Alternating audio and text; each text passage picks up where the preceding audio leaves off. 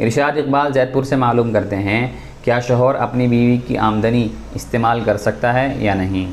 عام حالات میں بیوی کے خرچ کی ذمہ داری اسلام نے شوہر پر رکھی ہے۔ بیوی اگر مالدار بھی ہو اور صاحب ثروت بھی ہو تب بھی بیوی کے خرچ کی ذمہ داری اسلام نے شوہر پر رکھی ہے۔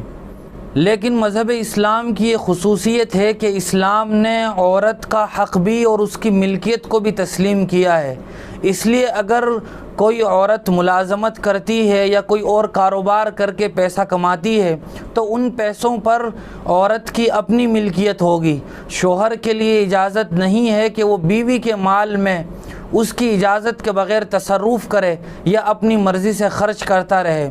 لیکن اگر بیوی اپنی رضامندی سے گھر کے کام کاج میں اپنا پیسہ استعمال کرتی ہے یا یہ کہ اپنی رضامندی اور خوشی سے اپنے شوہر کو دیتی ہے تو یہ بیوی کے لیے بالکل جائز ہے اور شوہر کے لیے بھی اس کا استعمال درست ہے۔ لیکن بیوی کی ملکیت میں اس کی اجازت کے بغیر کسی قسم کا تصرف کرنا شوہر کے لیے یا اور کسی کے لیے جائز نہیں ہے۔